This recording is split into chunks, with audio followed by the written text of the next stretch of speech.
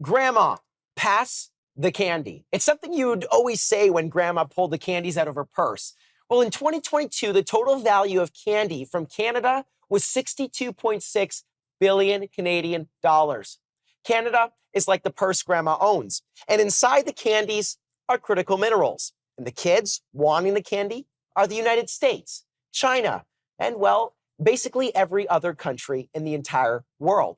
Tonight, we sit down with two experts in the critical mineral space to discuss what the recent hype around critical minerals means for Canadians. Could it mean economic prosperity? Let's find out. Peter, Tony, thank you so much for joining me. It's a pleasure to have you. I'm excited to chat about critical minerals here. Peter, I want to throw the first question over to you. Just for anybody watching who don't actually understand what exactly critical minerals are, what are they? Thanks for having us. I'm even going to have to adjust that question for you. It's not what are they, it's what are they to whom? There are 9 different lists of critical minerals around the world. The European Union has one, Canada has one, the Excited States of America has one, Australia has one. And while there are some common elements on every list, not every element is on every list. For example, the EU had rubber on its list until 2017. And I know, Tony, as a geologist, you're probably scratching your head about rubber being on a critical mineral list, but it was.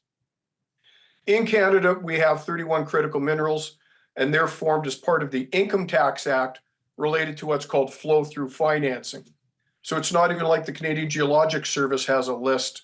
It's purely and solely in the Income Tax Act.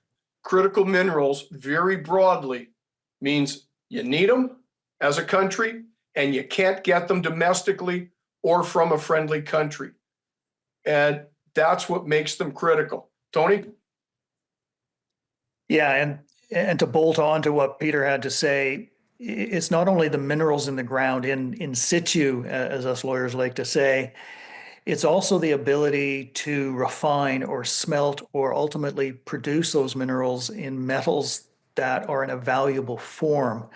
So as much as we talk about China controlling most critical minerals, they don't have all the critical minerals on their lands in China. What they've got is this enormous production capacity, and they literally go around the planet and vacuum up minerals in their raw state and smelt and refine them in China. And that's what makes China extremely powerful. And they've been at it for, as Peter knows, obviously for 30 years. They've got a massive head start on us.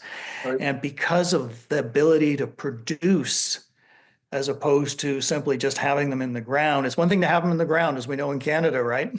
But it's quite another thing to produce them, to smelt them, and to get them off to market. Well, so and to have them in an economic amount to make it worth mining.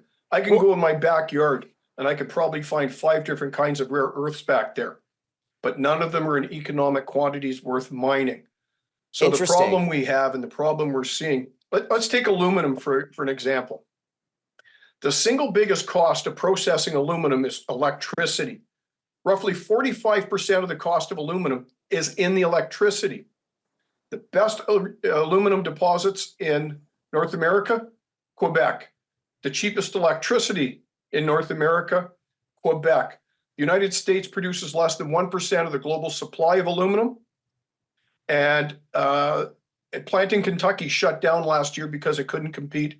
There's currently one small plant in Michigan just tooling along.